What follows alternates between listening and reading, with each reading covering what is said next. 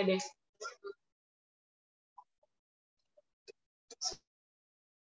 Sebelum kita mulai ibadah PU kita pada hari ini, mari kita ambil saat teduh sejenak, saat teduh dimulai.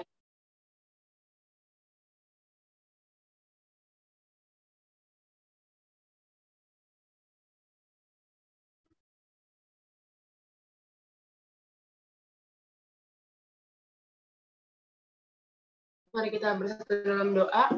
Ya Tuhan, terima kasih atas segala berkat-Mu yang Bapa, atas hari yang Kau berikan ya Tuhan, bisa melaksanakan aktivitas kami dari pagi hingga malam hari ini ya Bapak.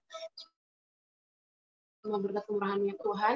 Berkat sebentar kami akan menjalankan PU kami ya Bapak, PU Pralumni. Bantulah kami dalam PU ini supaya apa yang kami dengar, apa yang kami dapatkan bisa merupakan kebaikan bagi nama-Mu ya Tuhan, bisa berguna bagi kehidupan kami, supaya kami makin dekat lagi kepada-Mu ya Tuhan, bisa mengandalkan Engkau dalam setiap hari kami Yesus. Tuhan juga berkati teman-teman kami yang belum join ya Tuhan, berkati mereka supaya mereka bisa join dimanapun mereka berada, walaupun kami secara online ya Tuhan, tapi kami yakin dan percaya kami bisa mendapatkan materi yang baik ya, terus kami bisa mengerti apa yang disampaikan. Ya Tuhan, kita semuanya itu ampunilah segala dosa kesalahan kami ya Bapa, sering kami mendukakan nama-Mu, berdoa kami supaya kami bisa hidup berkenan bagi-Mu.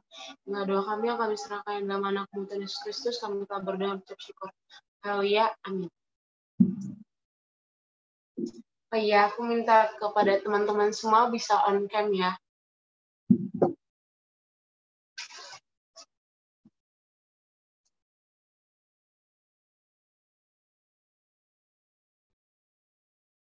Kita ingin masuk ke hadirat Tuhan, karena hanya Tuhanlah pengharapan kita, dan hanya kepadanya kita percaya.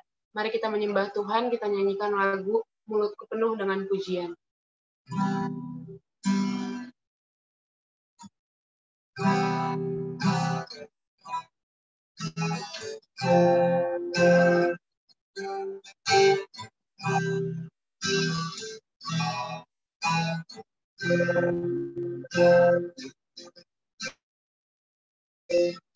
Kita katakan Tuhan, Kaulah pengharapan.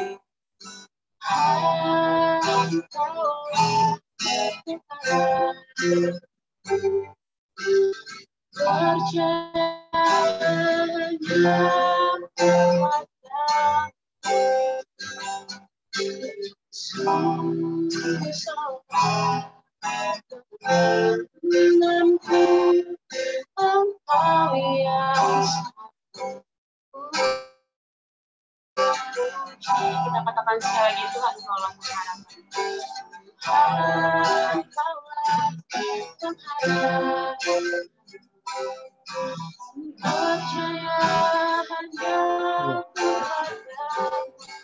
Lebih fokus.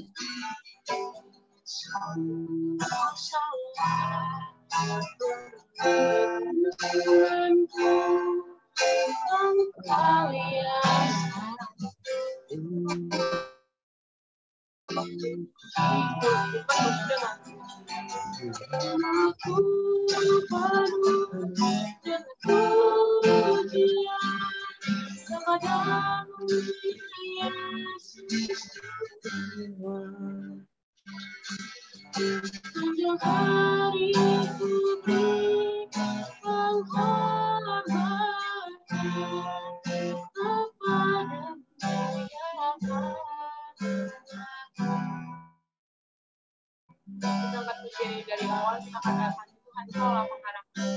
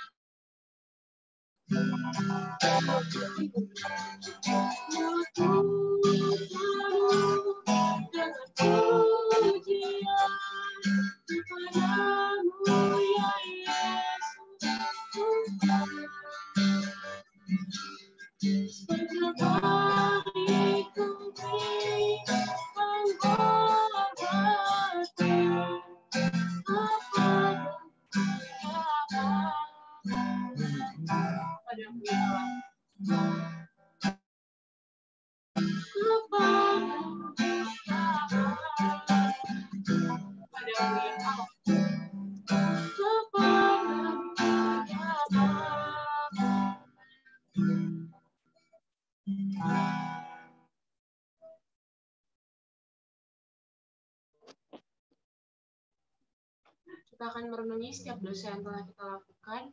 Kita ingin meminta pengampunan kepada Tuhan, karena hanya kasih Tuhanlah yang sanggup mengampuni segala dosa kita. Untuk itu, mari kita nyanyikan lagu Bila Ku Renung Dosaku.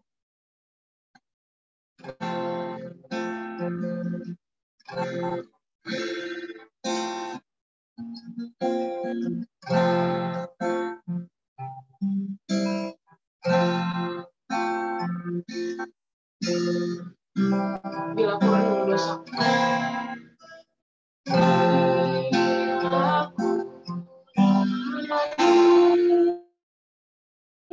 Dosaku padamu,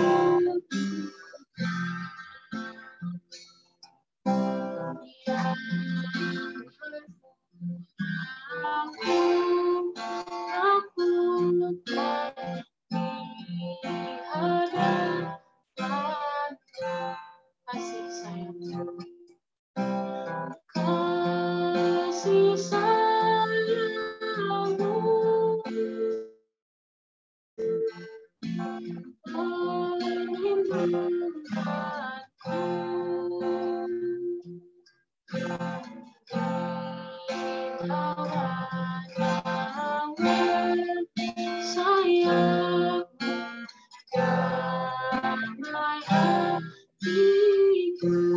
Kasih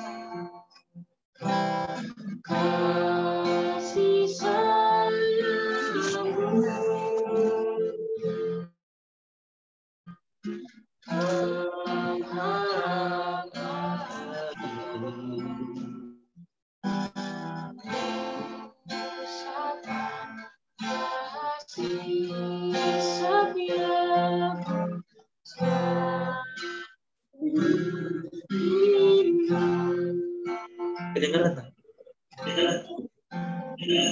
Bapak, pada kesempatan hari ini kami datang ke hadirat-Mu untuk mengampuni segala dosa dan pelanggaran yang telah kami lakukan,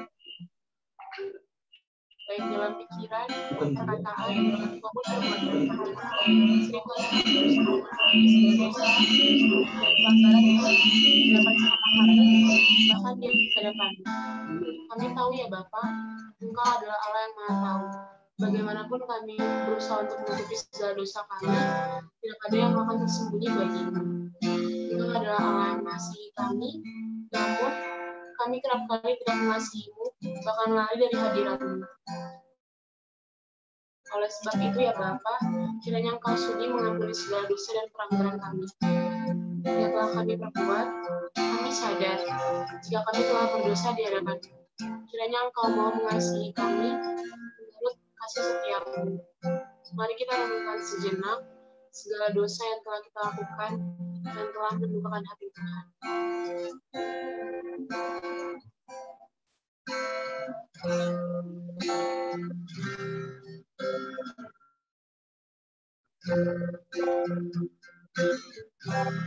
Katakan rasa angkuh dan sombong. Rasa angkuh dan sombong, kasih menggoda.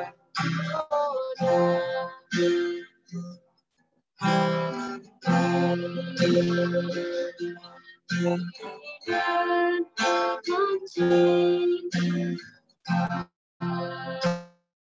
padamu, kasih sayangku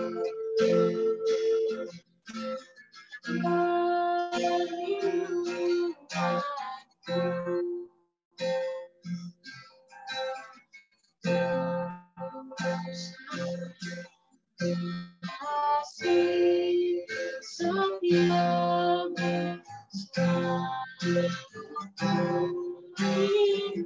kita katakan kasih sayang. Kasih sayangmu kasih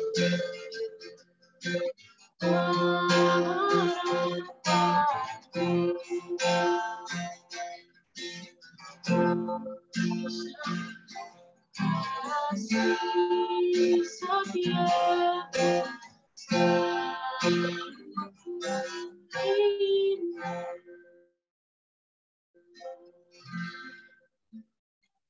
Sebentar lagi kita akan mendengarkan firman yang dibawakan oleh Pak Pendeta Benny Mayor. Kita ingin lebih mendekatkan diri kepada Tuhan dan mendengarkan setiap perkataannya. Karena itulah kerinduan kita. Mari kita nyanyikan lagu Mengejar Hadir-Mu.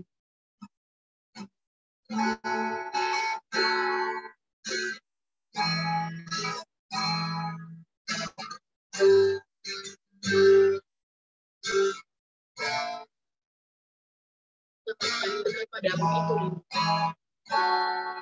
Dekat padamu itu rindu.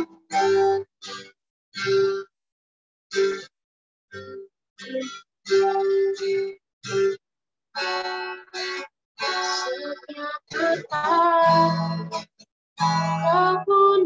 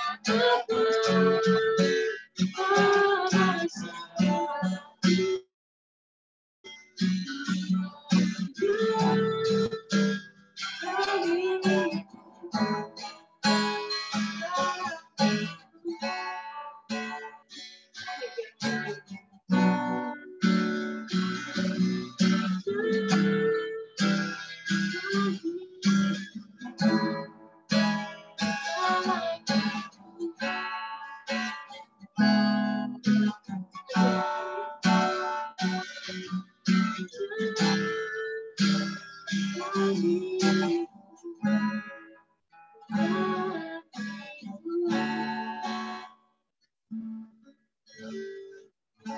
Pak Pendeta Jendinaya, dipersilahkan. Mengucap syukur kepadamu, Tuhan Yesus Kristus, yang sudah menolong kami, melindungi dan memelihara kami. Kami bersyukur buat persekutuan teguhkan iman kami dan membuat kami semakin hari boleh semakin percaya dan semakin hari boleh semakin mantapkan hati kami untuk terus memuji dan menyembah-Mu. Terima kasih Tuhan, berkati kami, berkati hamba-Mu, berkati setiap kami, para alumni untuk dari fakultas ini, supaya kami boleh menerima rema yang baru daripada Tuhan. Terpujilah nama-Mu dalam nama Yesus, haleluya, amin. Shalom teman-teman semua. Saya harap di mana semuanya tetap baik dan sehat. Ya. Apalagi ini pra alumni ya, masa-masa mempersiapkan untuk ujian akhir atau sidang skripsi. Kasih yang terbaik. Saya tahu ini waktu-waktu yang tidak mudah ya, apalagi harus online kuliahnya, bimbingannya juga mungkin harus secara online dan macam-macam. Tentunya perjuangannya tidak mudah. Ada yang bilang ini generasi COVID gitu ya, generasi lulusan COVID gitu ya. Tapi tidak mengurangi patah semangat kita untuk tetap memberi yang terbaik buat Tuhan. Karena kita percaya kita punya Tuhan yang luar biasa. Amin. Mari kita buka ayat tema kita. Hari ini adalah God's way of helping. Cara Tuhan atau jalan Tuhan dalam menolong setiap kita. Coba kita lihat di dalam Yesaya pasal 55 ayat yang ke-8 dan ayatnya yang ke-9. Yesaya pasal yang ke-55 ayat yang ke-8 dan ayatnya yang ke-9. Demikian firman Tuhan. Sebab rancanganku bukanlah rancanganmu dan jalanmu bukanlah jalanku. Demikianlah firman Tuhan. Seperti tingginya langit dari bumi, demikianlah tingginya jalanku dari jalanmu dan rancanganku dari rancanganmu. Teman-teman, ini adalah satu ayat firman Tuhan yang begitu luar biasa, dan ini adalah sebuah janji Tuhan kepada umatnya. Memang secara khusus pertama-tama kepada bangsa Israel, karena ini adalah perkataan Tuhan lewat Nabi Yesaya bagi umatnya bangsa Israel pada zaman perjanjian lama. Kemudian diteruskan bagi kita, umat perjanjian baru, yaitu orang-orang yang percaya kepada Tuhan Yesus Kristus. Janjinya sama. Dan ini adalah satu ayat yang begitu luar biasa kalau kita betul-betul memahaminya. Di ayat yang ke-8 dikatakan, Tuhan berkata, rancanganku bukanlah rancanganmu, dan jalanmu bukanlah jalanku. Mari kita berhenti di satu kalimat ini, teman-teman. Kalau kita benar-benar memahami satu kalimat ini, artinya kita tidak akan pernah atau kita tidak akan pernah komplain sama Tuhan. Saya beberapa hari yang lalu bikin satu di media sosial, saya katakan begini, stop complain. Karena Tuhan berkata, jalanku bukan jalanmu. Rancanganku bukan rancanganmu. Artinya apa? Ada perbedaan antara Tuhan yang adalah pencipta dengan kita yang adalah ciptaan sebagai manusia. Pikiran Tuhan berbeda dengan pikiran manusia. Jalan Tuhan itu berbeda dengan jalan manusia. Rancangan Tuhan itu berbeda dengan rancangan manusia. Dan tidak akan pernah bisa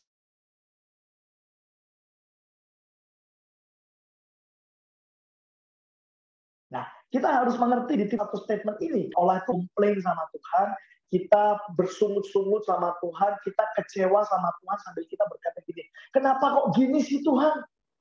Kenapa kok gitu sih Tuhan?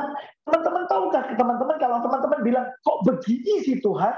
Artinya kita sedang memaksakan pikiran kita dengan pikiran Tuhan. Betul nggak? Kalau kita bilang, harusnya nggak begini Tuhan. Artinya kita sedang membawa pikiran kita kepada Tuhan Dan kita bilang sama Tuhan, harusnya begini loh Tuhan. Padahal kalau kita balik ke ayatnya bilang apa? Tuhan bilang apa? Jalanmu bukan jalanku, rancanganmu bukan rancangan. Teman-teman nangkep sampai sini? Artinya gini, sebenarnya sebagai seorang manusia, kita itu nggak berhak untuk, dalam tanda kutip, ngajari Tuhan atau mendikte Tuhan. Dulu sebelum saya bertobat, saya suka sekali bilang begini, Tuhan, Engkau nggak adil. Kenapa Engkau lakukan ini? Kenapa Engkau biarkan ini terjadi sama aku? Engkau nggak adil, Tuhan. Tapi tahukah teman-teman, ketika saya berkata seperti itu, saya seperti ditampar, saya seperti sadar gitu ya, bahwa ketika saya berkata, Engkau nggak adil Tuhan, artinya apa? Sadar nggak sadar? Ya, ketika saya berkata seperti itu, artinya saya sedang menempatkan atau memposisikan diri saya sejajar sama Tuhan atau lebih tinggi dari Tuhan.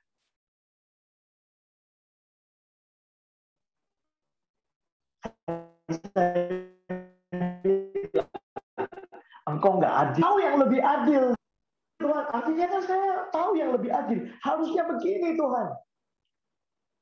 Tiba-tiba Roh Kudus menegur saya.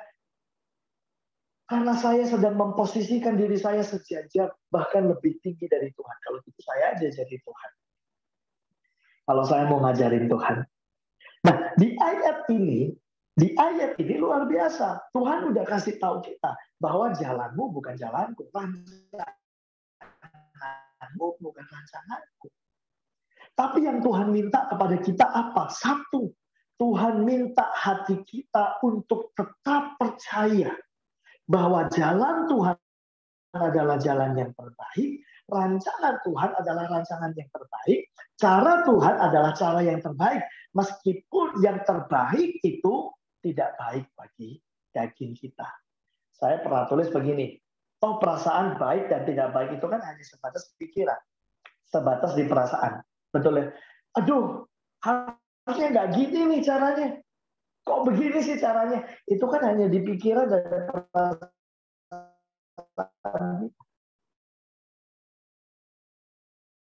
Tapi kalau itu cara Tuhan, bukankah kita percaya di dalam kitab Roma pasal yang ke-8 ayat 28 bahwa Allah turut bekerja dalam segala sesuatu untuk mendatangkan kebaikan. Allah turut bekerja bukan untuk sebagian, satu dua hal, tetapi dalam segala hal untuk mendatangkan kebaikan bagi kita yang mengasihi.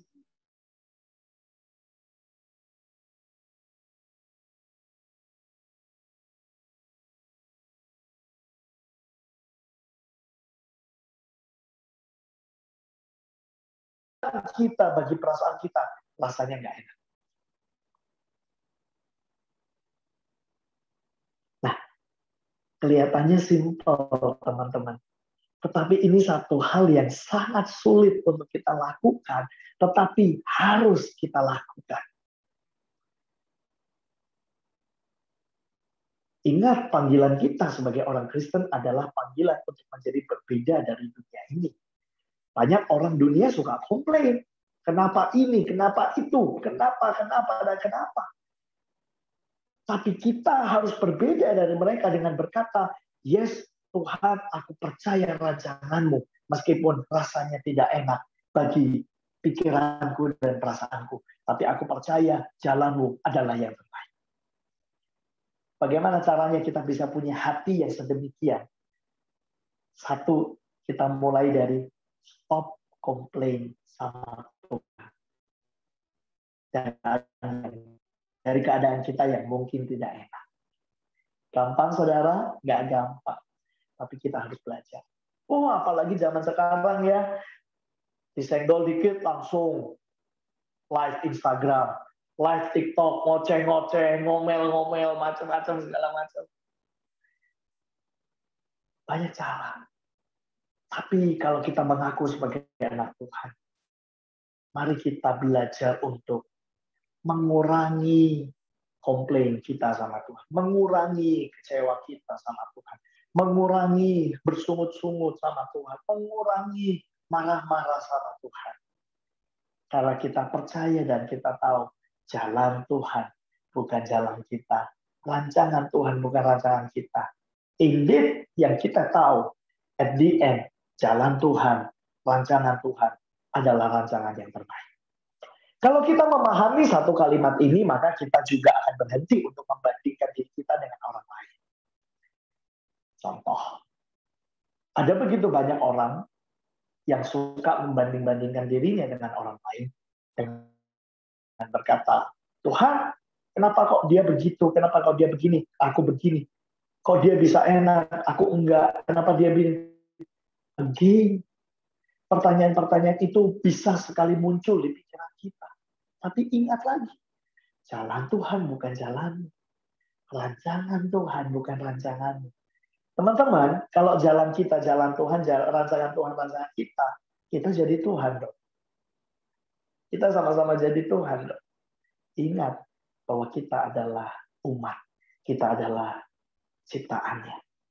Ya, mungkin hari-hari ini teman-teman banyak bergumul tentang studi, tentang keluarga, tentang pergaulan, kehidupan sosial, dan macam-macam. Tetapi mari kita hari ini belajar bahwa mari kita tidak berpikir sempit dengan pikiran kita. Tetapi seorang Kristen harus berpikiran luas atau besar karena kita punya Tuhan yang besar. Ya, kita harus punya keyakinan bahwa ada satu kuasa, ada satu pribadi, ada satu kuasa yang lebih besar yang menolong kita, yang menopang kita, dan selalu menuntun kita dalam setiap jalan-jalan Tuhan. Ya, saya nggak akan lari dari pembahasan kita malam hari ini. Ada 3 cara yang Tuhan bisa lakukan kepada setiap kita. Kalau kita nyanyi ya, janjimu ya dan amin. Janji Tuhan itu ya dan amin. Tapi seringkali kenapa hati kita suka meragukan Tuhan? Kalau kita percaya janji Tuhan ya dan amin, berarti Tuhan pasti akan menepati janjinya. Oh, Tuhan kan nggak perlu kita ajarin bagaimana caranya menepati janji. Justru saya dan saudara yang seringkali janji sama Tuhan, tapi seringkali juga kita yang ingkar janji sama Tuhan. So, hari ini mari sama-sama kita belajar untuk membuka pikiran kita. 1, jalan Tuhan bukan jalan kita. Rancangan Tuhan bukan rancangan kita. Oleh sebab itu mari kita kurangin komplain sama Tuhan. Mari kita belajar untuk memahami kasih-Nya. Saya juga pernah tulis satu tulisan begini. Kenapa dalam keadaan yang tidak baik, seringkali kita langsung menyalahkan Tuhan daripada memahami kasih-Nya. Kita langsung menyalahkan Tuhan daripada kita memahami kasih-Nya di tengah-tengah keadaan yang tidak baik. Padahal Tuhan memakai keadaan yang tidak baik untuk satu rancangan yang baik buat saya dan saudara. Itu keren. Jadi yang pertama yang harus kita pahami bahwa jalan Tuhan bukan jalan kita, rancangan Tuhan bukan rancangan kita, karena kita manusia, Dia adalah. 2, Tuhan kita adalah Tuhan yang dinamis, teman-teman. Tuhan kita bukan Tuhan yang statis atau Tuhan yang begitu kaku. Oleh sebab itu penulis kitab Injil, dia berkata bahwa Tuhan Yesus itu adalah sahabat kita. Tuhan Yesus itu adalah Bapa kita. Tuhan Yesus itu adalah Tuhan dan Raja kita. Macam-macam. Tuhan Yesus itu adalah Gembala kita. Begitu banyak identitas atau label yang diberikan oleh penulis kitab kepada Tuhan Yesus. Karena Tuhan kita adalah Tuhan yang begitu dinamis. Tuhan yang begitu mengerti setiap permasalahan, pergumulan kehidupan kita. Bukan Tuhan yang kaku ya, bukan Tuhan yang kaku yang hanya bisa menyuruh, memerintah jangan ini, jangan itu, bukan. Tetapi Dia adalah Tuhan yang begitu dinamis. Penulis kitab Ibrani katakan Dia adalah imam besar yang turut merasakan kelemahan-kelemahan kita. Coba kita buka. Ibrani pasal 4 ayat 15. Kita buka firman Tuhan di dalam Ibrani pasal yang keempat ayat yang ke-15. Ibrani pasal 4 ayat yang ke-15. Ini luar biasa. Firman Tuhan berkata, sebab imam besar yang kita punya. Siapa itu? Tuhan Yesus. Imam besar yang kita punya bukanlah imam besar yang tidak dapat turut merasakan kelemahan-kelemahan kita. Sebaliknya, Sama dengan kita, ia telah dicobai, hanya tidak berbuat dosa. Jadi Tuhan Yesus juga mengalami apa yang kita alami hari-hari ini. Tuhan Yesus juga mengalami masalah, pergumulan selama dia hidup di dunia ini. Coba kita flashback kembali. Apa sih yang kebanyakan dialami oleh anak-anak muda hari-hari ini, generasi kita? Yang pertama, penolakan. Hampir semua orang, anak-anak muda, takut ditolak. Ditolak keluarga, ditolak lingkungan, ditolak society, ditolak media sosial. Bahkan kalau kita followersnya berkurang aja, kita udah sibuk cari siapa nih yang apalagi kalau di TikTok, teman-teman di TikTok ya, kalau ada yang salah ngomong atau salah apa aja langsung semua orang takut. Tapi tahukah teman-teman, ketika Tuhan Yesus lahir dalam dunia ini, bahkan Tuhan Yesus baru lahir aja dia udah ditolak. Ingat raja siapa yang menyuruh bunuh semua anak laki-laki yang berusia baru lahir dan di bawah usia 2 tahun? Raja Herodes. Kenapa dia berkata begitu? Karena dia tahu ada Yesus lahir. Dia tahu ada juru selamat lahir. Dia berkata, dia kasih perintah bunuh. Artinya apa? Tuhan Yesus lahir aja dia udah terima penolakan. Udah dapat penolakan. Makanya tidak berlebihan buat saya kalau penulis kitab Ibrani berkata, imam besar yang kita punya bukanlah imam besar yang tidak dapat turut merasakan kelemahan-kelemahan kita. Karena dia pun mengalami apa yang kita alami hari-hari ini. Kita ditolak, dia ditolak. Kita dijauhi, dia dijauhi. Kita dicaci maki, dia dicaci maki. Disalibkan. Kita punya masalah keluarga, dia bahkan ditolak oleh keluarga sendiri. Nah, firman berkata, ditolak, dia ditolak orang-orang Nazaret, kampungnya merasakan apa yang juga kita alami. Tapi bersyukur kepada Tuhan, karena dia Tuhan, pertolongannya sempurna, dan dia punya berbagai macam cara untuk menolong saya dan saudara menghadapi apapun yang sedang kita hadapi.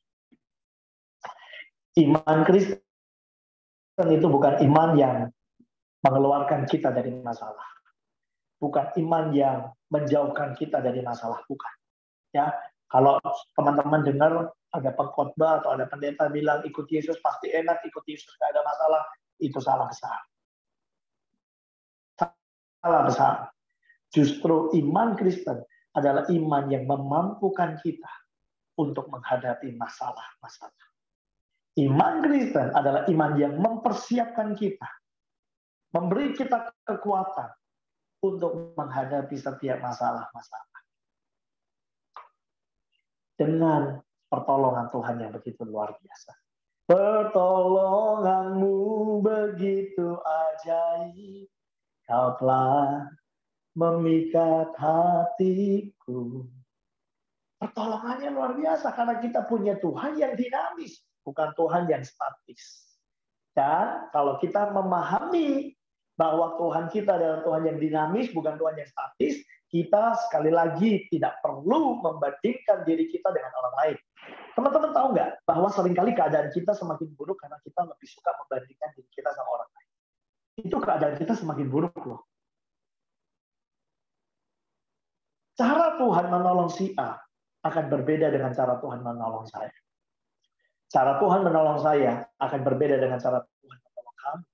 Cara Tuhan menolong kamu akan berbeda dengan cara Tuhan menolong orang lain. Karena kita punya Tuhan yang dinamis, bukan statis. Dia tidak punya cuma satu cara, tapi dia punya berbagai macam cara yang tidak terhingga buat kita. Makanya kita nggak boleh membandingkan kayak gitu. Tuhan, kenapa kok dia bisa ditolong seperti itu? Kan masalah kita sama Tuhan, harusnya aku juga ditolong seperti dia. No. Ingat, jalanmu bukan jalanku. Rancanganmu bukan rancanganku. Tuhan bisa tolong dia dengan cara, tapi Tuhan juga bisa tolong kita dengan cara yang lain. Jadi stop membandingkan diri kita dengan orang lain agar hidup kita tidak semakin buruk. Satu hal yang Tuhan minta, mantapkan hatimu. Percayalah bahwa Tuhan pasti menolong kita. Tuhan pasti sanggup. Tangannya takkan terlambat untuk menolongku. Tuhan pasti sanggup. Dia sanggup. Nah, 3 cara Tuhan menolong kita. Yang pertama, Tuhan menolong secara langsung. Ya, Tuhan bisa menolong kita secara langsung. Yes.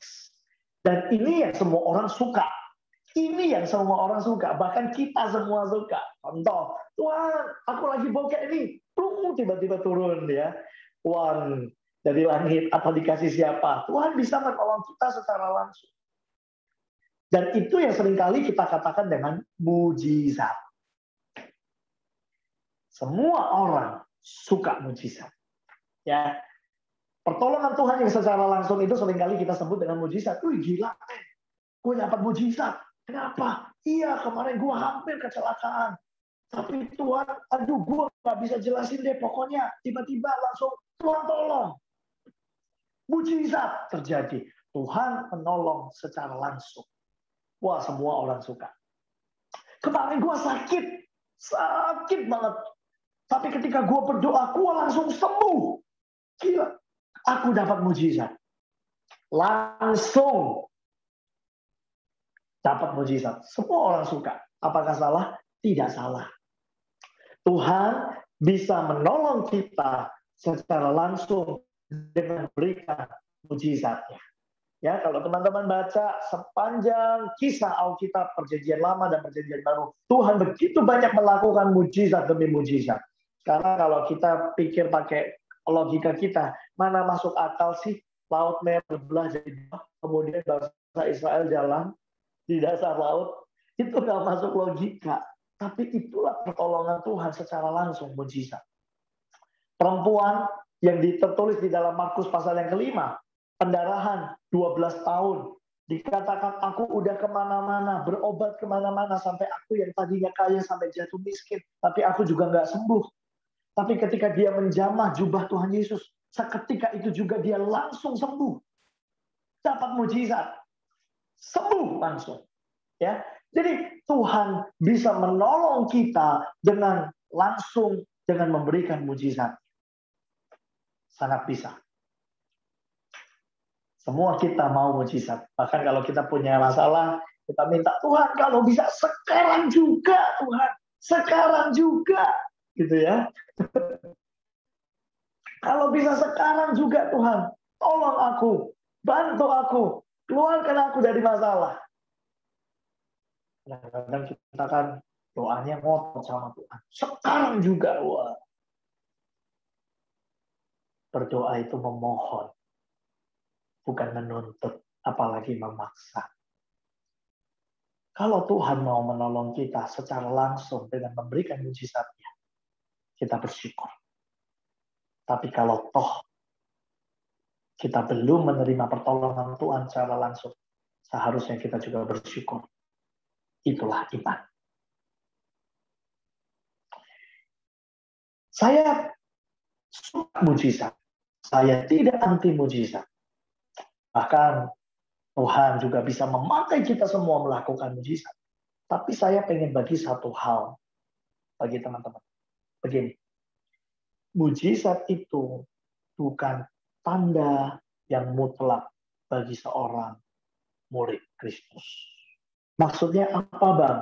Begini, mujizat dari bahasa aslinya, bahasa Yunani itu adalah semeo. Bukan simeo, semeo. Kata semeo itu artinya adalah sign atau tanda, wonders. Ya, itu adalah tanda. Coba teman-teman perhatikan. Tuhan banyak melakukan mujizat bagi orang-orang yang belum pernah kenal sama Tuhan Yesus. Ya, contohnya tadi perempuan yang pendarahan. Tuhan memberikan mujizat bagi Bartimius, seorang buta disembuhkan matanya. Ya, Tuhan mengadakan mujizat memberi makan 5.000 orang laki-laki dengan 5 roti dan 2 ikan. Tuhan bikin mujizat. Tapi kalau Tuhan bisa bikin mujizat seperti itu, kenapa kok para rasul para murid, orang-orang yang dekat sama Tuhan, matinya nggak ada yang enak loh teman-teman. Semua mati dalam keadaan, semuanya mati dalam keadaan mengenaskan, ya. Teman-teman tahu Yohanes itu digoreng hidup-hidup di wajan yang isinya minyak goreng panas, dimasukkan di wajan yang panas tapi nggak mati teman-teman. Kemudian dia diasingkan ke Pulau Patmos, dia menulis kitab Wahyu. Ya, Bartolomeus, teman-teman tahu matinya, tangan kanan dan tangan kiri direntangkan, diikat dengan kuda, lalu kuda itu lari dengan arah yang berseberangan.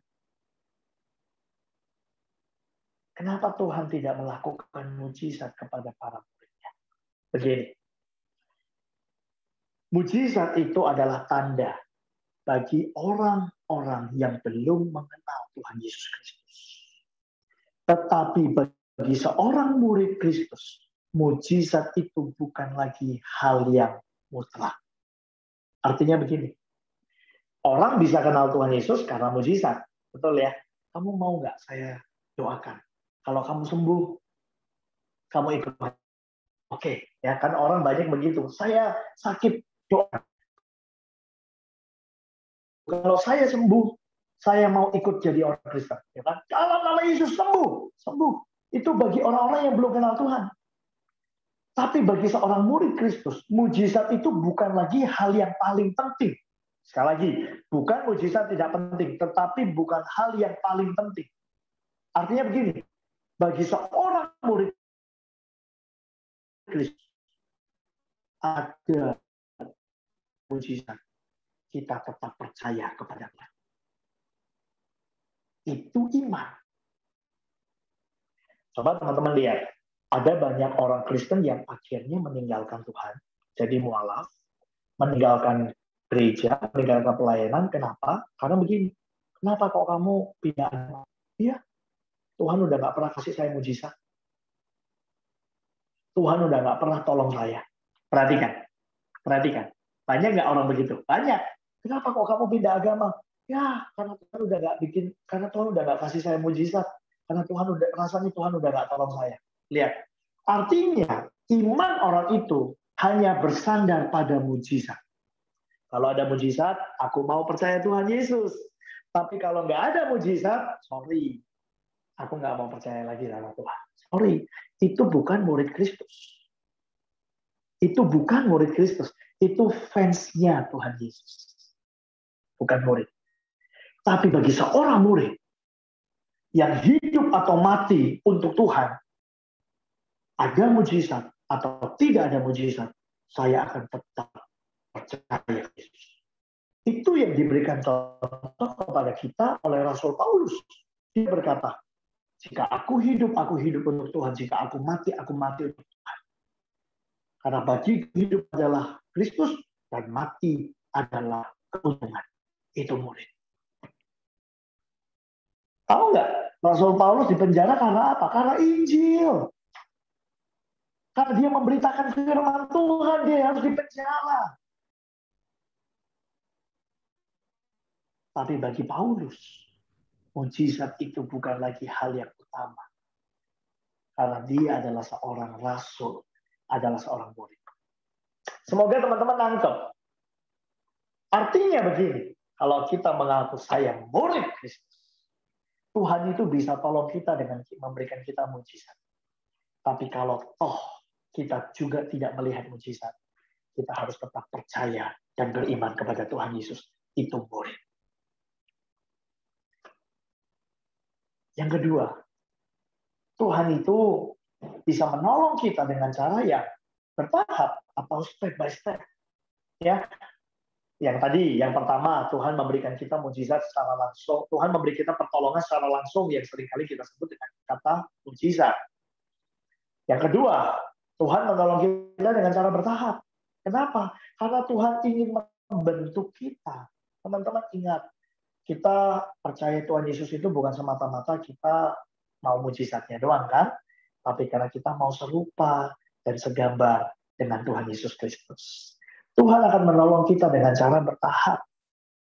Kekristenan itu adalah kekristenan yang bersifat progresif atau penting. Saya katakan begini, yang paling penting dari seorang Kristen bukan awalnya, tetapi akhirnya. Ini yang penting. Oleh sebab itu Tuhan itu seringkali memberikan kita pertolongan secara bertahap. Ya, kalau kita menghadapi satu masalah, saya pun banyak mengalami masalah, tapi Tuhan tidak langsung kita mujizat. Gampang, misalnya kita lagi butuh uang, ya. Ada orang yang ditolong Tuhan dengan cara mujizat. Tiba-tiba ada orang datang ke dia kasih uang, ya, ditolong secara langsung. Tapi mungkin ketika kita lagi butuh uang, Tuhan tidak tolong kita dengan mujizat, tapi Tuhan tolong kita dengan memberi pekerjaan. Kita nggak langsung dapat uangnya, tapi kita diberi pekerjaan. Karena Tuhan mau kita lebih giat bekerja. Karena mungkin Tuhan tahu kita suka malas bekerja. Jadi lihat maksud Tuhan. Tuhan ingin membentuk kita, melatih kita supaya kita semakin giat belajar, semakin giat bekerja. Dengan cara dia menolong kita dengan memberi pekerjaan. Begitu juga dengan teman-teman yang sedang menulis skripsi atau tugas akhir atau macam-macam, ya kan? Kan kadang-kadang kalau saya ingat juga sih dan skripsi saya ya 7 tahun yang lalu. Kadang-kadang kan kita berharap kita udah prepare semua, tapi ketika di sidang, oh Tuhan tolong Tuhan kasih mujizat Tuhan. Misalnya kita salah ngomong atau salah apa, kita Tuhan tolong kasih aku mujizat supaya aku lulus. Berbagai macam cara Tuhan bisa tolong kita. Tapi ada cara-cara tertentu Tuhan sedang mendidik kita. Dan Tuhan mau melihat pertumbuhan iman kita. Ingat, bagi Tuhan yang penting bukan hasil, tapi proses. Kekristenan yang paling penting bukan awal, tapi akhir.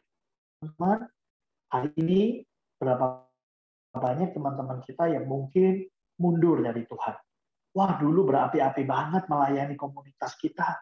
Tapi sekarang nggak tahu lagi gimana kabarnya. Ya mungkin dia punya masalah, mungkin dia sakit atau macam-macam. Tapi mungkin juga dia udah mulai dalam tanda kutip malas melayani Tuhan. Karena masalah, karena pergumulan, dia mulai mundur melayani Tuhan, mulai mundur, tidak lagi berdoa, tidak lagi baca firman, tidak lagi bersekutu. Banyak orang-orang, teman-teman kita yang dulu berapi-api, tapi sekarang melempem. Yang terpenting bukan awal, tapi akhir. Saya berdoa supaya kita bertahan sampai akhir. Karena ketika di akhir itulah nanti kita akan dapat mahkota kekal. Bukan di awal. Coba buka Galatia pasal yang ketiga, ayat yang ketiga. Ini ayat bagus banget, teman-teman. Mengingatkan kita. Galatia pasal yang ketiga, ayat yang ketiga. Ya, ini adalah peringatan Paulus kepada orang-orang di Galatia. Paulus bilang begini, adakah kamu sebodoh itu? Kamu telah mulai dengan roh, maukah kamu sekarang mengakhirinya di dalam daging? Paulus kesel sama orang-orang Galatia. Kamu dulu mulai dengan roh, kamu dulu on fire sama Tuhan, kamu dulu semangat melayani Tuhan. Mengawali dengan roh, tapi kenapa sekarang kamu mengakhiri dengan daging? Males-malesan, mundur.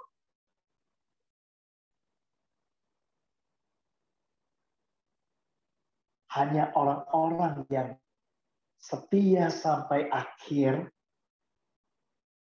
mengawali dengan roh, mengakhiri dengan roh, yang bisa masuk surga. Makanya kan ada lagu.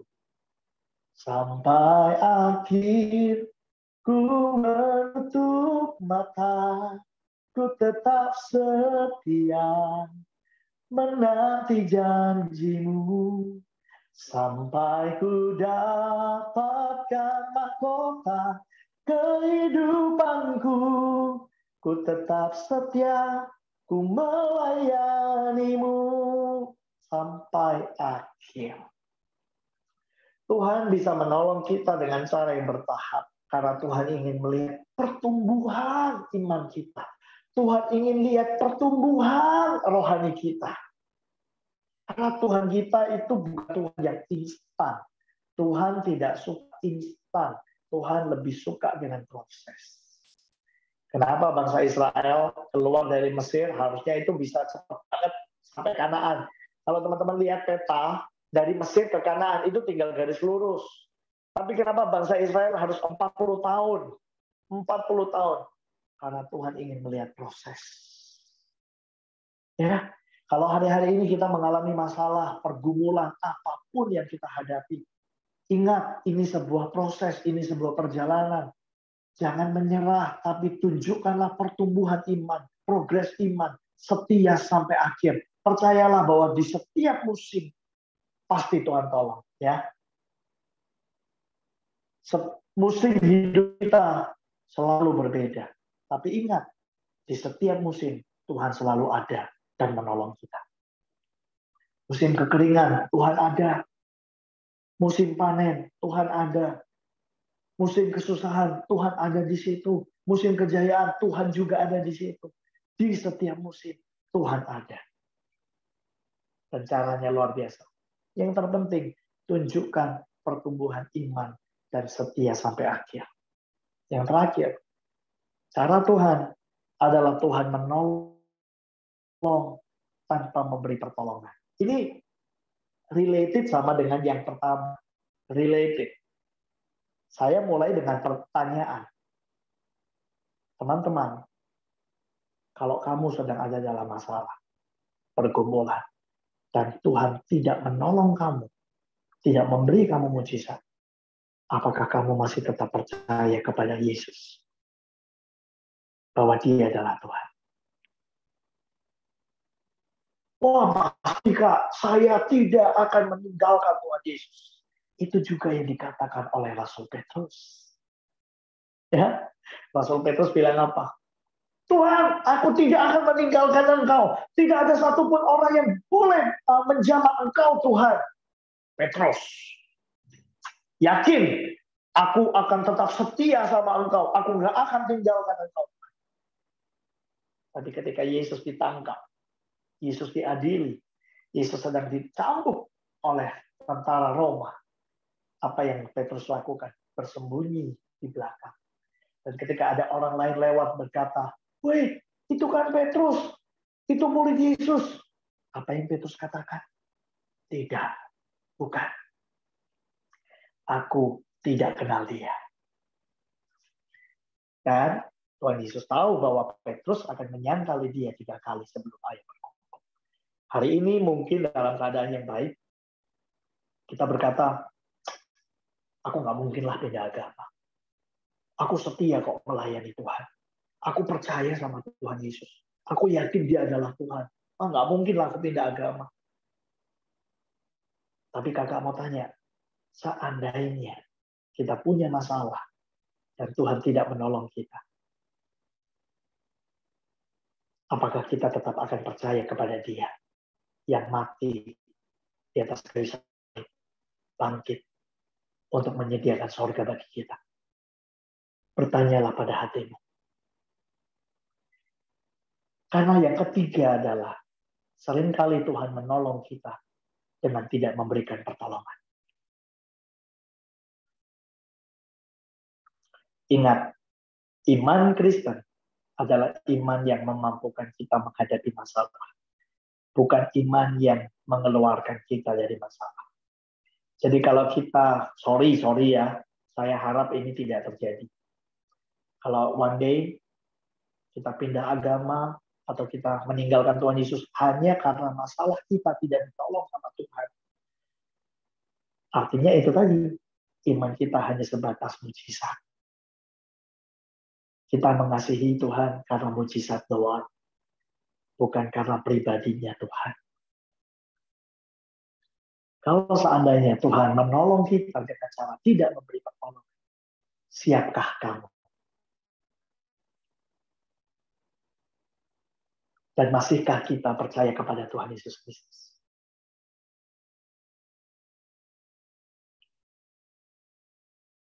Teman-teman ingat, tujuan akhir hidup kita bukan di dunia ini, tapi di sorga bersama dengan Tuhan. Jangan tinggalkan Tuhan Yesus karena masalah. Jangan tinggalkan Tuhan Yesus karena pacar atau pasangan. Jangan tinggalkan Tuhan Yesus karena pekerjaan. Jangan tinggalkan Tuhan Yesus karena apapun. Karena hanya Dia yang rela berkorban mati buat saya dan saudara. Ingat, kalau kita menderita di dunia ini, kelak ketika kita mati, kita akan berbahagia di surga. Menderita di dunia nggak apa-apa. Asal kita bersukacita di surga. Itu tadi. Saya ambil contoh Rasul Paulus. Rasul Paulus ketika ikut Tuhan Yesus, hidupnya makin nggak enak, teman-teman. Kalau kita bilang Tuhan kita adalah Tuhan yang selalu memberikan mujizat, Paulus itu ikut Tuhan Yesus malah lebih nggak enak. Coba kita buka dalam 2 Korintus pasal yang ketiga. Ayat yang ke-11. Ayat 2 Korintus 3. Bukan. 2 Korintus 11 ayat 23. Ini ayat terakhir. Dan saya harap teman-teman menyimak. 2 Korintus 11 ayat 23. Ini Paulus berkata. Paulus berkata, apakah mereka pelayan Kristus? Aku berkata seperti orang gila. Aku lebih lagi. Aku lebih banyak berjerih lelah. Lebih sering di dalam penjara. Didera di luar batas. Kerap kali dalam bahaya maut. 5 kali sesak budi. Setiap kali 40 kurang 1 pukulan. 3 kali aku didera. 1 kali aku dilempari dengan batu. 3 kali mengalami karam kapal. Sehari semalam aku terkatung-katung di tengah laut. Dalam perjalananku aku sering diancam bahaya banjir. Bahaya penyambut. Bahaya dari pihak orang-orang Yahudi. Dari pihak orang-orang bukan Yahudi. Bahaya di kota. Bahaya di padang gurun. Bahaya di tengah laut. Bahaya di pihak saudara-saudara palsu. Aku banyak berjerih lelah dan bekerja berat. Kerap kali aku tidak tidur. Aku lapar dan dahaga. Aku berpuasa, kedinginan tanpa pakaian. Dan tidak menyebut banyak hal lagi urusanku sehari-hari. Yaitu untuk memelihara semua jemaat-jemaat. Teman-teman, apakah lihat mukjizat dari kehidupan Paulus? Sebelum kenal Yesus, Paulus itu orang kaya. Orang hebat, orang terpelajar. Tapi ketika ikut Tuhan Yesus, ini yang dialami. Apakah teman-teman lihat ada pertolongan? Apakah teman-teman lihat ada mujizat? Tidak. Tapi Paulus bilang di ayat 30, jika aku harus bermegah, maka aku akan bermegah atas kelemahanku. Allah, yaitu Bapa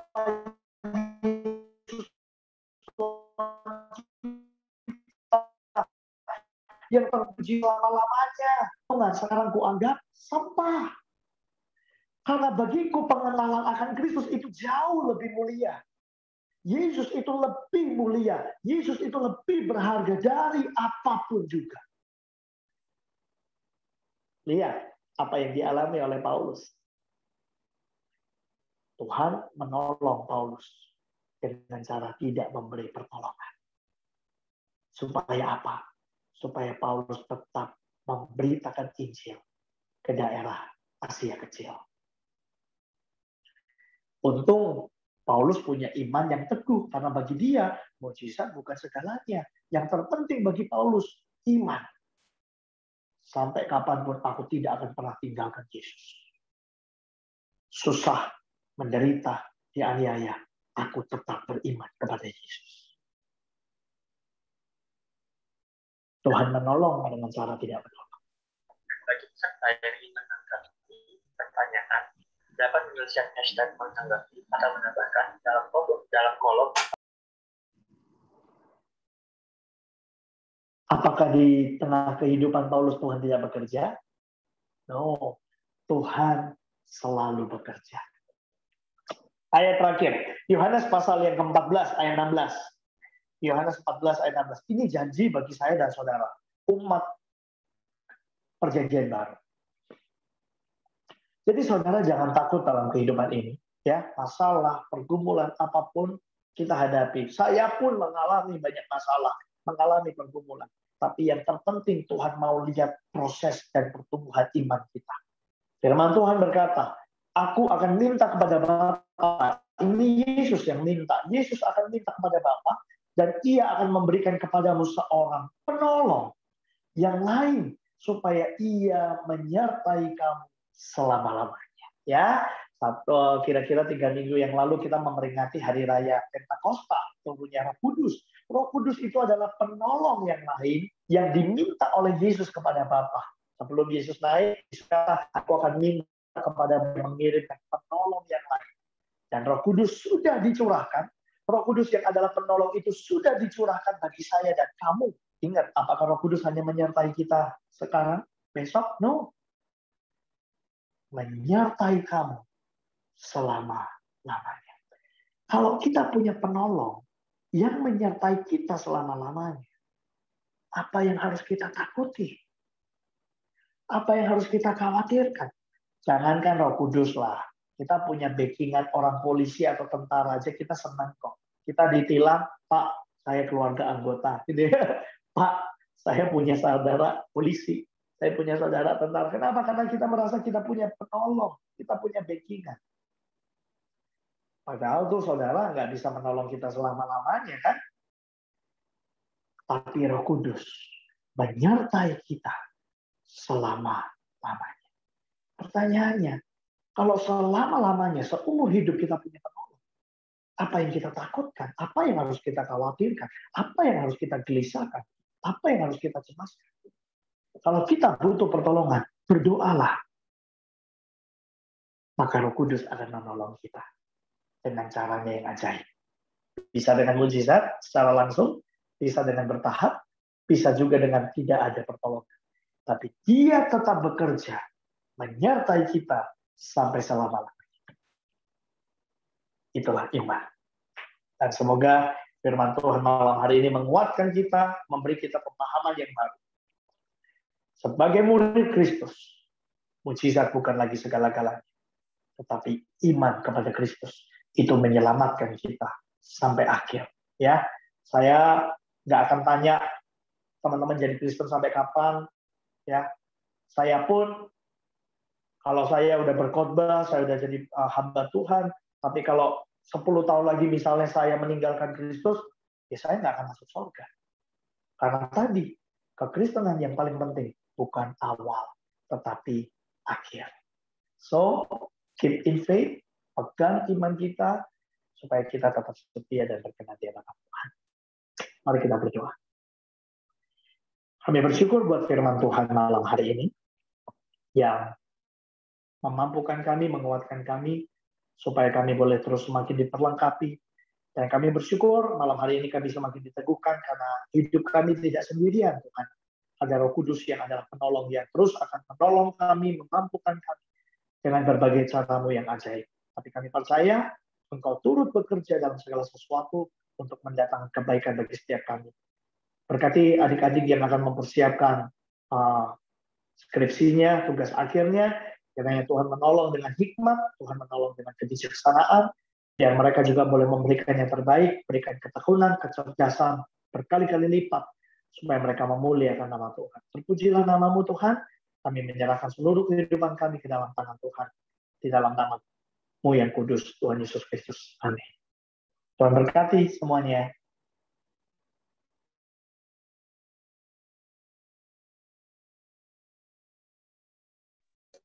Puji Tuhan atas sharing pada hari ini yang sangat bagus dari Pak Pendeta Benny Mayor.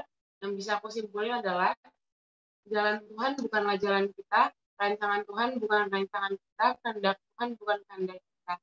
Jadi, yang kita perlu lakukan adalah percaya bahwa cara dan jalan Tuhan adalah yang terbaik bagi hidup kita, walaupun itu sulit bagi pikiran dan perasaan kita. Dan ada 3 cara Tuhan menolong kita. Yang pertama itu adalah Tuhan bisa menolong kita secara langsung melalui mujizatnya. Yang kedua, Tuhan bisa menolong kita secara bertahap. Dan yang ketiga, Tuhan menolong dan memberi pertolongan. Untuk meresponi firman pada hari ini, mari kita angkat pujian, selalu ada di atas.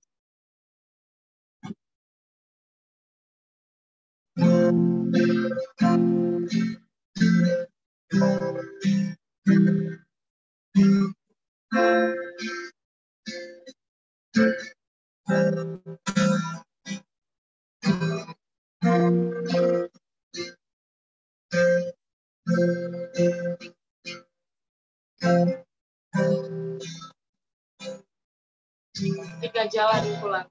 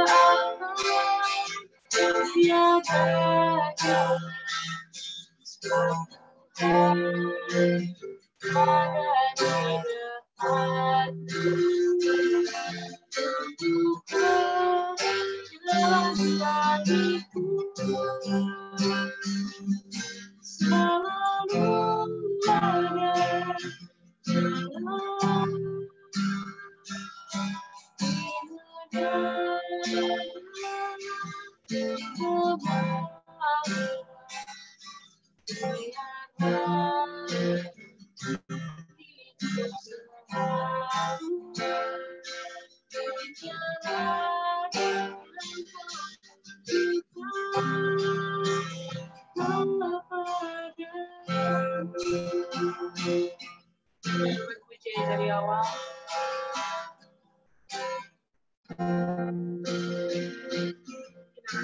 Kita jalan pulang.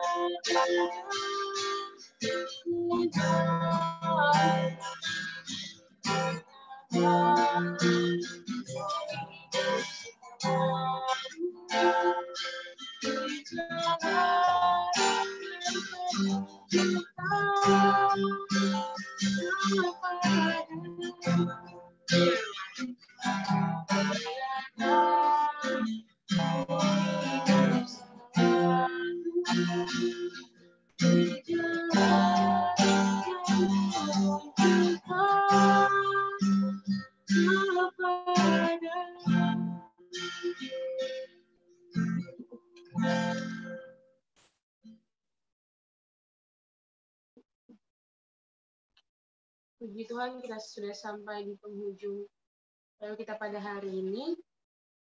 Kita ingin menyerahkan segala aktivitas kita kepada Tuhan. Kita mau Tuhanlah yang mengatur langkah kita dalam kehidupan kita. Mari kita nyanyikan pujian tiap langkahku. Sebelumnya, mari kita dengarkan warta FKMK. Shalom semuanya. Warta FKMKFT pada hari ini yang pertama bersyukur kepada Tuhan karena terlaksananya PU alumni pada hari ini 11 Juni 2021. Yang kedua, berterima kasih kepada para pelayan yang telah mengambil bagian untuk pelayanan PU alumni pada hari ini.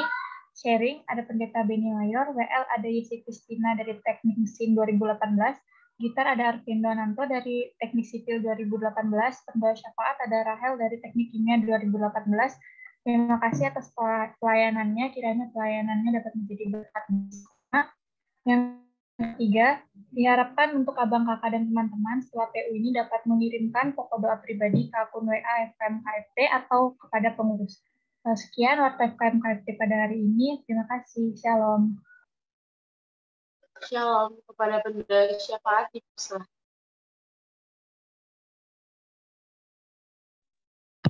Mari kita bersatu dalam doa.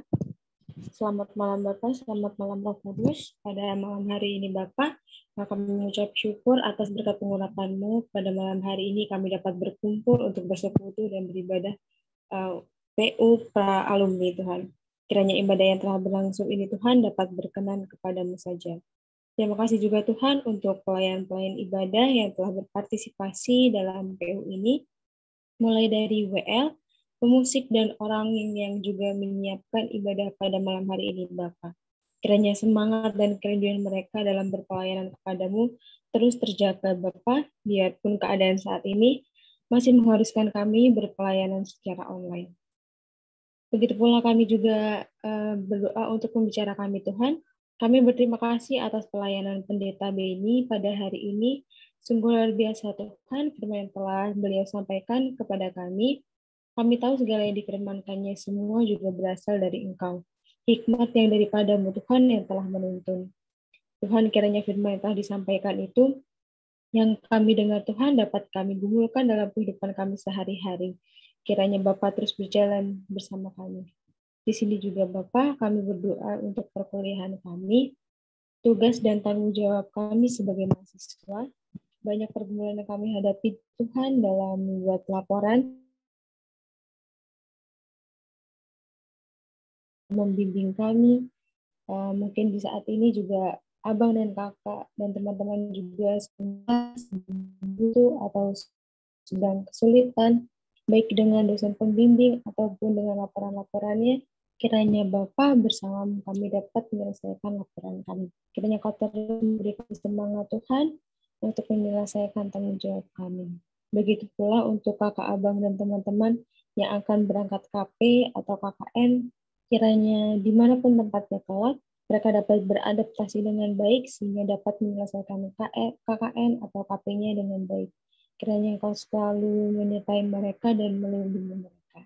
Kami juga mengucap syukur Bapa untuk teman-teman kami yang berulang tahun pada hari ini atau dalam minggu-minggu ini. Kiranya dengan bertambahnya usia mereka dapat menjadi semakin dewasa Tuhan, baik dalam pemikirannya maupun dalam kami. Kiranya Bapa di tengah pandemi ini kami dapat selalu sehat Tuhan, keluarga kami juga Tuhan kiranya dapat selalu sehat dan Kau jagai kami Tuhan. Kami juga berdoa Tuhan kiranya pandemi COVID-19 ini Tuhan dapat segera berakhir. Bapak, kami juga berdoa untuk teman-teman kami yang sakit, kiranya Kau beri mereka pemulihan, Kau angkat sakit penyakitnya Bapak dengan perantaraan obat atau sebagainya. Kami juga berdoa Bapa untuk pemerintahan kami di tingkatan manapun, kiranya Kau jadikan mereka pemerintah yang bijak, yang memiliki kasih di hati mereka untuk memimpin kami Tuhan. Kami juga berdoa Tuhan untuk persekutuan doa yang ada di Unila Tuhan, kiranya dapat terus menjadi wadah berpelayanan yang baik Tuhan untuk di setiap fakultasnya, biarpun dalam ini Tuhan. Tuhan, inilah doa permohonan kami Tuhan, doa ucapan syukur kami, kiranya dapat berkenan kepadamu Bapa. Tuhan, kami akan melanjutkan ibadah kami, Kau sertai dan lindungi kami Bapa. Kami sudah berdoa dan mengucap syukur. Haleluya Tuhan. Amin.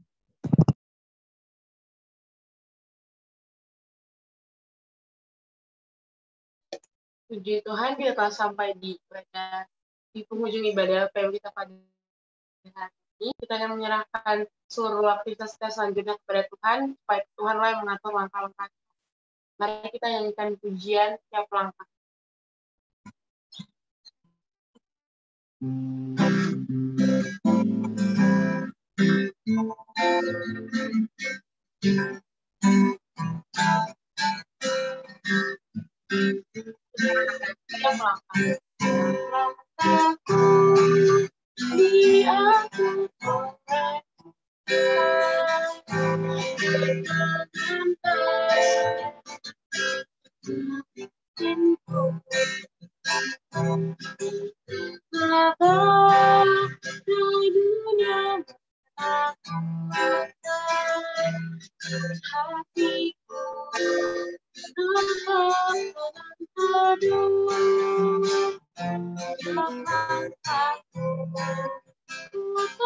Tuhan yang pimpin ke tempat itu di antaranya.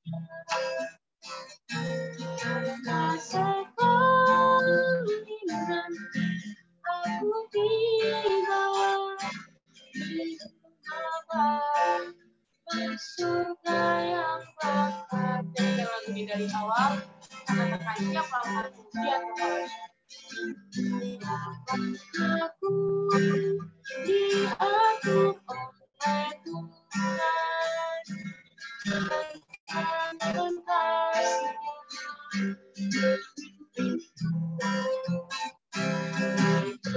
Badai dunia hatiku dapat aduh tempatku. Bukan Tuhan yang pimpin tempat diriku di antaranya.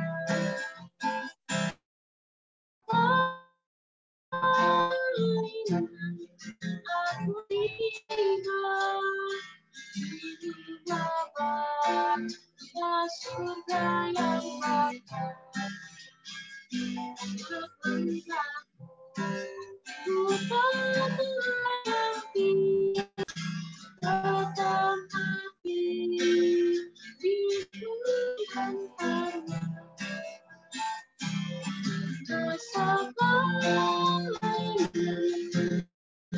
Aku tiba di rumah surga yang bakal. sekali nanti.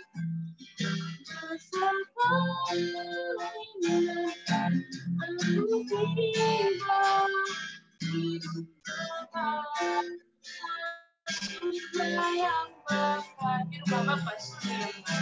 Di rumah surga yang bakal. Untuk menutup kita pada hari ini dimohon dengan kasih di Mayor untuk menutup dalam doa. Bapak, kami bersyukur buat persekutuan kami malam hari ini. Kami percaya ibadah kami, persekutuan kami membawa keuntungan bagi kami, baik bagi hidup kami yang sekarang maupun hidup kami yang akan datang. Sekali lagi berkati teman-teman yang akan mempersiapkan tugas akhir skripsi, kiranya Tuhan menolong dengan caramu yang ajaib Tuhan, dan kami percaya Tuhan akan tetap terus berkarya dalam kehidupan kami. Mari kekasih-kekasih Tuhan, terimalah berkat yang berlimpah-limpah dari Allah Bapa, cinta kasih dari Tuhan Yesus Kristus, dan persekutuan yang manis dengan Allah Roh Kudus yang menolong kita, memimpin kita mulai malam hari ini sampai selama-lamanya di dalam nama Tuhan Yesus Kristus. Haleluya. Amin. God bless you. Mari kita sejenak hati Tuhan.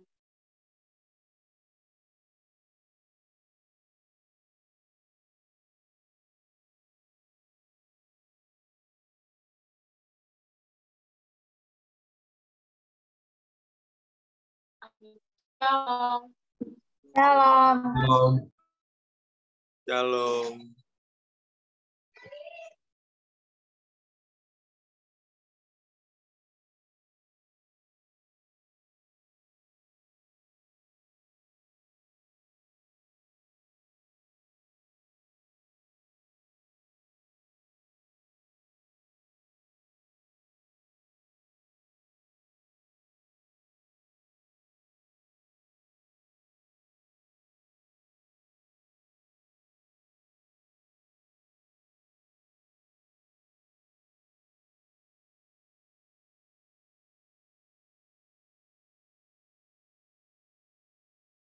Malam hari ini kan